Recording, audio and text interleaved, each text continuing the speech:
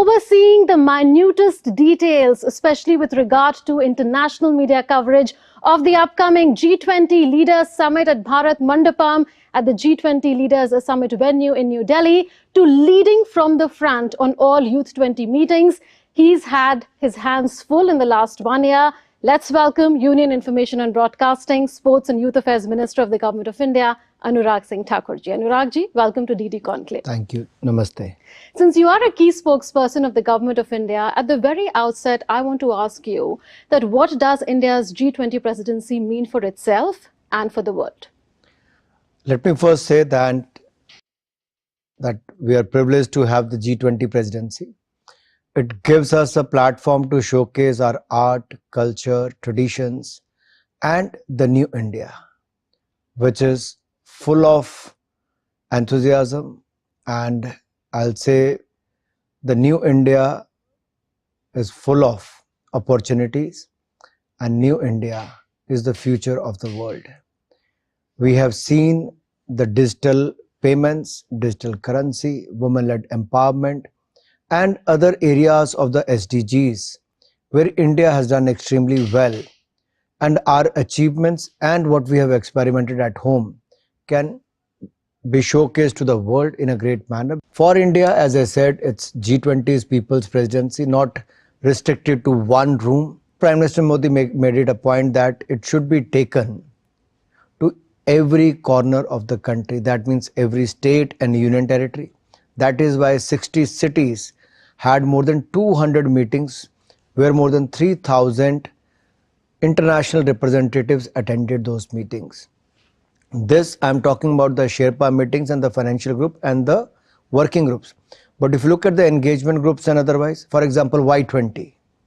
In Y20 itself, which is an engagement group, what we have done is, we have done more than 16,000 programs across the country, directly involving 26 lakh people, which is 2.6 million, directly involved the youth, and reaching out to more than few million people who got awareness about G20, what G20 is, what it means to us, and what we have been saying from the day one. The way Prime Minister Modi say, Vasudev Kutumbakam, one earth, one family, one future. That is the theme. And I'm grateful to the Prime Minister Modi that he himself given the leadership.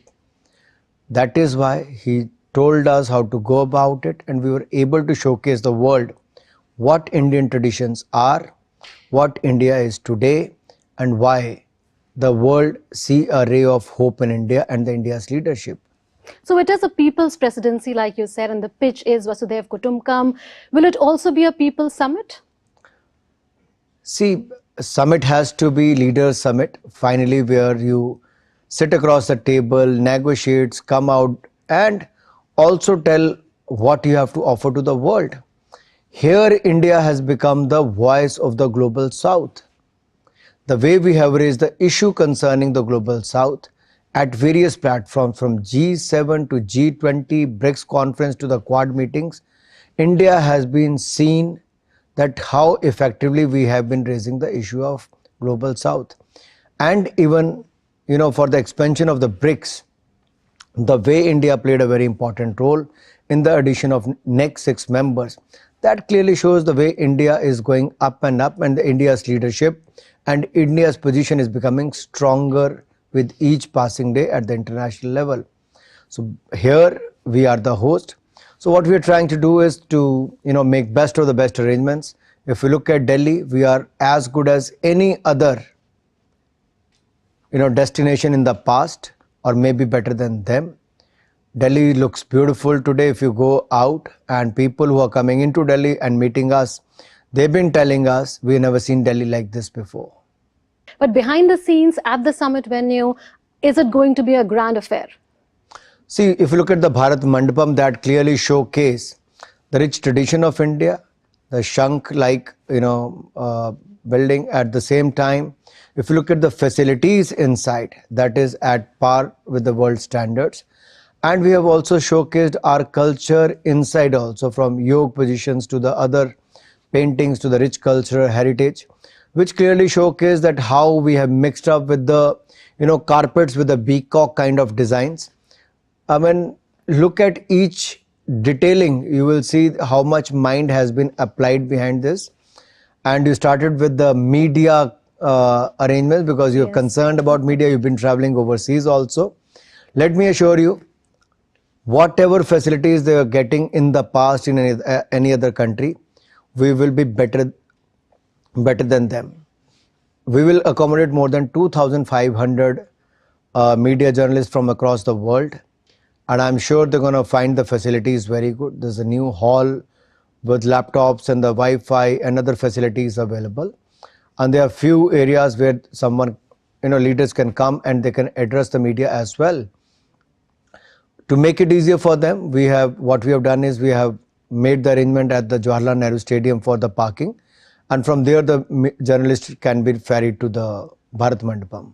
The media will definitely be looking forward to this. The world's attention will be on India, and the world will be watching the summit through their eyes and through our eyes as well. You talked about the Y20 summit and the meetings. The objective of Y20 is to mainstream the voices of the youth in decision making, particularly in those decisions that concern them. Is that voice going to reach the highest level?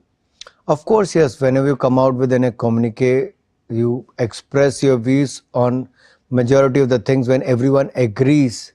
For example, 21st century skills.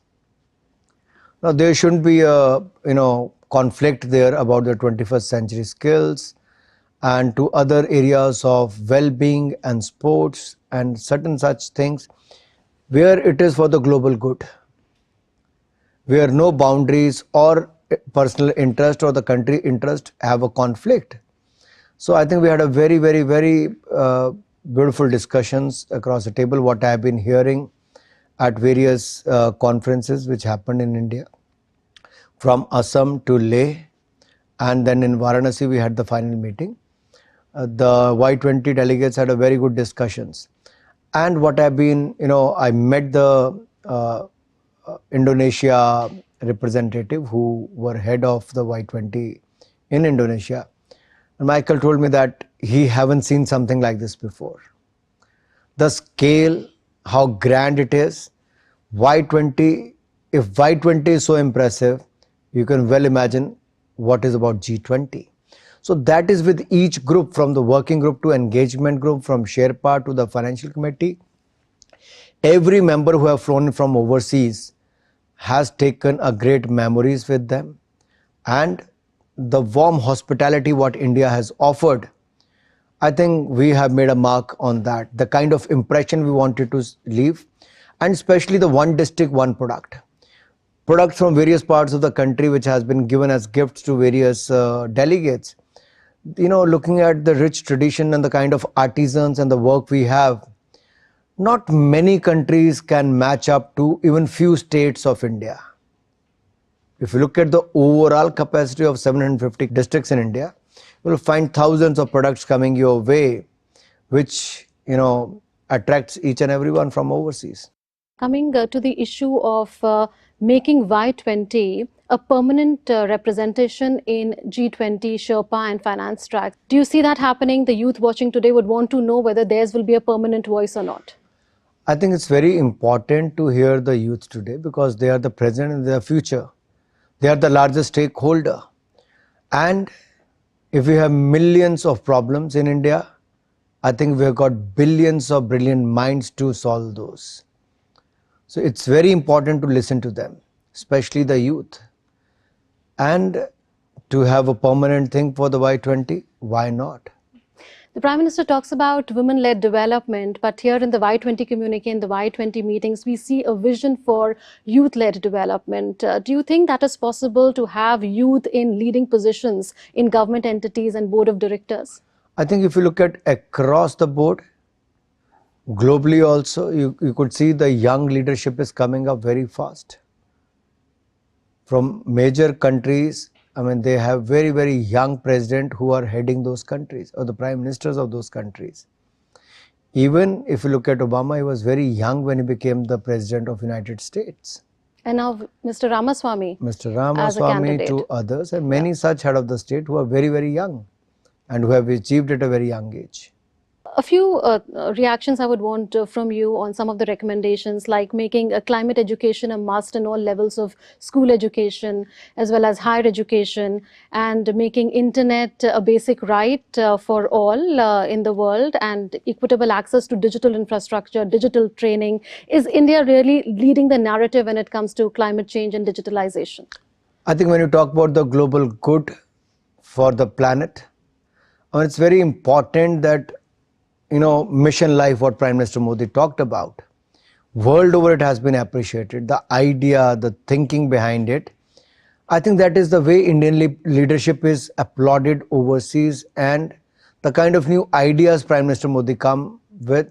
It seems that the kind of experience he have, from the grassroots to the chief minister post to the prime minister post, he has seen it himself. And that is why when others were shying away and running away from the COP21 meeting or their commitments, it is Prime Minister Modi who came forward and gave the leadership along with the Paris Agreement, International Solar Alliance, and the headquarters came to India. And thereafter, if you could see, India has not only given the leadership but walked the talk.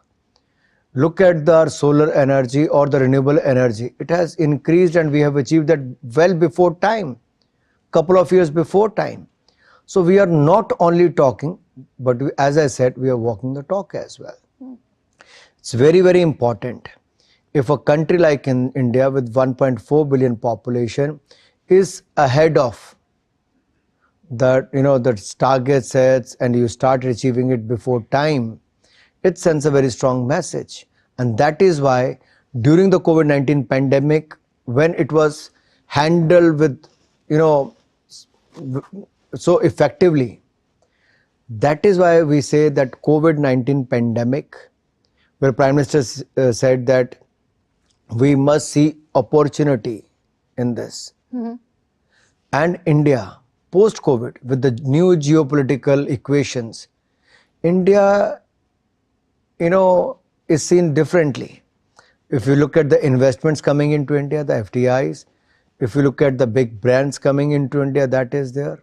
If you look at the Indian leadership, which has been getting recognition at the international level, at the same time, people believe in the democratic setup. But not only democracy, India also have the advantage of demography and diversity as well. And how do we take the advantage of this? It is up to us. So we must make the best of it. I think the time has come when Prime Minister says Amrit Kal. Yes, this is the right time. We must start with the bang during this Amrit Kal towards the Swarnim Kal. So when we reach the 100th year of independence, we must be a developed country by then. So Prime Minister Modi time and again says, make India a developed India before 2047. So let us all make a pledge to make India a developed India before 2047. But at the same time, the policies are towards that side also to eradicate the poverty, to bring the pro-poor policies. But that doesn't mean freebies. That means empowering the poor, giving them home, toilet, water connection, electricity, healthcare, food grains. That is the basic necessity, which they have been aspiring for the last 70 years. They got in these last 9 years. So it clearly shows we have delivered. On the other hand, how do you strengthen your manufacturing base, the services base, and your economy should grow? Right. All the policies taken in that direction during the COVID-19 pandemic, while opening few areas from space to defense to coal and mining and other areas, has benefited India. If you look at the defense production, we have more than 1 lakh crore in this year. Export is 16,000 crore rupees. If you look at the space sector, from Mangalyaan to Chandrayaan mission has been so successful. Vikram lander landing at Shiv Shakti point on the south pole of the moon. It clearly showcases India's, power. Whether our scientists helping us to make the vaccines, or making us to, launch 104 satellites at one go, or having a successful Chandrayaan mission. And now the Aditya Solar 1 has been launched successfully. So I think you'll ask any area and is doing extremely well, from sports to science. Yes. Look at sports. I was coming to that. Health, well-being in sports is also a Y20 theme, and you are saying that India is showcasing its achievements also in a way through the G20 presidency. Considering the achievements that we've seen of late, be it in chess, hockey, javelin, etc., how has that been made possible as a sports minister? What would you say? I think Prime Minister Modi is a sports lover and a sports promoter, enthusiast, and a great motivator also. You know, he started with the program called Khelo India Abhiyan, building infrastructure to the Khelo India Youth Games, University Games and the Winter Games.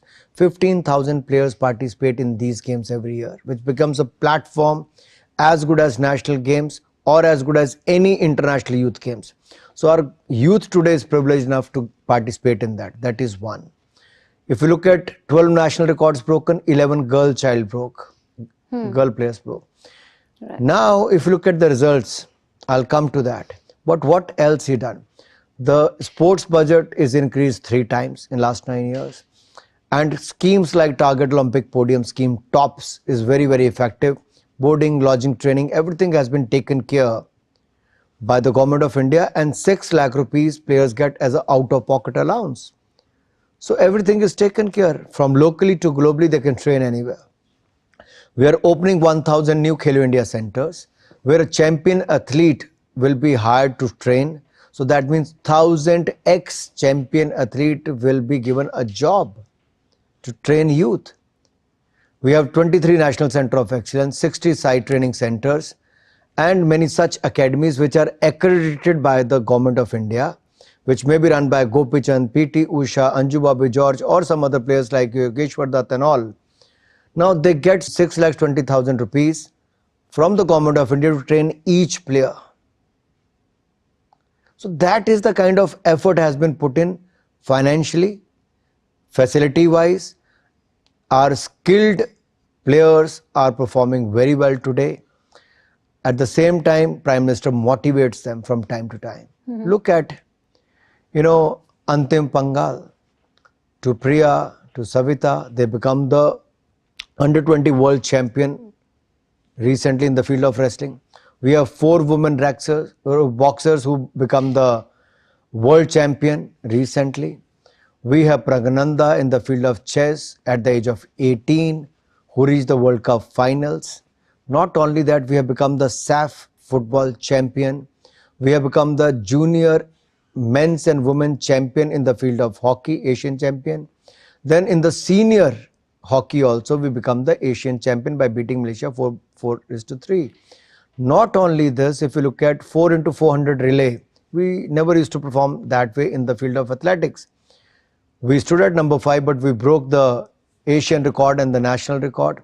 Look at javelin, where Manu DP stood at number 6, Kishore Jaina at number 5, and the golden boy of athletics, Neeraj Chopra, has won us the gold again. So one after another, I can go on. I mean, the achievements of the last 3 months I'm talking about. If you look at World University Games, in last 60 years, India won 18 medals. 60 years, we won 18 medals. This year alone, we won 26 medals, including 10 gold medals. So I think the number says it all. Olympics, we won 7 medals. Paralympic, we won 19 medals. Deaflympic, we won 20 medals. And Commonwealth Game, we won 61 medals, including 22 gold medals. Right. We won Thomas Cup for the first time in last 73 years. What could be a better time for Indian sports than these years? So what is the vision that we are pursuing? So many achievements already. What is that one big mission that we have? We are preparing a roadmap for the 2036. How we can increase the tally of our medals by 2036. Which are the games we should pick? Which are the potential areas? How we should train? How sports science should be used effectively?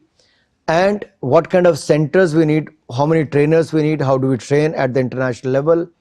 So all those things are being, looked into, and we are preparing a document for that. One is to increase the medal tally, and the second is how to host Olympics by 2036 in India. So that was about Youth 20 and all the issues related to youth. Let's come to films now. G20 Film Festival was organized. How do you see India's pitch to have film festivals and various multilateral events? Earlier we saw it in SCO, now we are seeing it in G20, and this is for the first time that any presidency has come up with such an initiative. I think from sports to science to cinema, this is the soft power of India, art, culture and our traditions. We make the best use of it. Thousands of years traditions is helping India to leave a mark on everyone who comes into India. But films have the potential to, go across the boundaries and leave an impact on your mind. And that is what our film industry does. Every village has a story to tell. And what is the best medium to convey or communicate? I think films can do it, short documentaries can do it, and they have been doing it successfully in the past. Now with the new technology and the new medium and the way our youngsters are very talented who are coming forward, I think they got a huge role to play to explore the areas and do well in the field of cinema. Look at RRR, from the Elephant Whisperers to others who have done extremely well. And I believe there are going to be so many films in the coming years also which are going to leave an impact on the foreign audience. On a lighter note, could you find time to see any of the movies in the G20 Film Festival?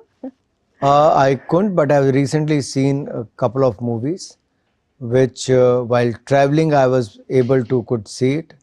Though we hardly get any time to watch movies, but try and catch up with what is going on in the world. Also, a conversation with you cannot be complete without talking politics. Now, a lot of interest is there in what is really the agenda of the 5-day special session of Parliament. Can you put those rumors to rest? Can you tell us if this is the Uniform Civil Code, the Women's Reservation Bill, or One Nation, One Election, or something else? Thank you for guiding us, giving us some agenda to think about. But I think it is the role of the Parliament Affairs Minister who will come out and convey it at the right time. So nothing can be ruled out at this stage? I think it is the government's duty to hold the sessions and prerogative as well. I think opposition must be very happy that government is always in the mood of discussions, debate and holding the parliament sessions. I think opposition should welcome it. Let's see what the opposition says. For now, we know that the only opposition representative in the committee is no longer there. Any But that committee was for the One Nation, One Election. Yes. You know, One Nation, One Election, Prime Minister Modi has been talking about it for so long. Isn't it good for the country?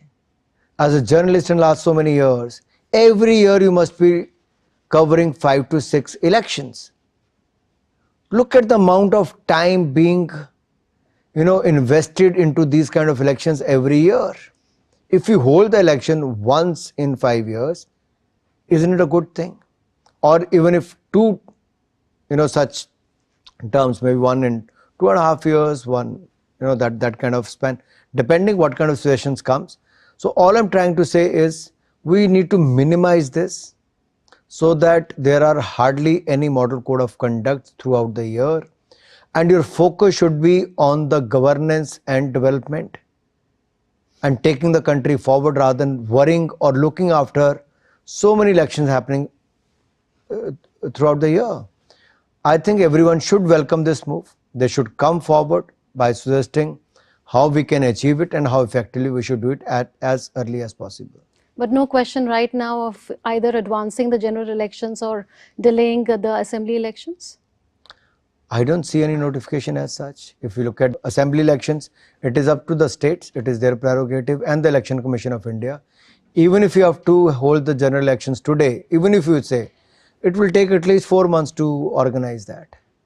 So I think these are the rumors being, stories being going on and on. As I said, please wait for the right time. Rightly so, a committee has been appointed under the chairmanship of former President Shri Ramnath Kovind ji. And I'm sure they're going to come out with various valuable suggestions and a report which will help the government and the parliament. It was a very comprehensive conversation with you. Thank you so much, Mr. Minister, for speaking to us on DD Dialogue. It was a pleasure to have you. Thank you.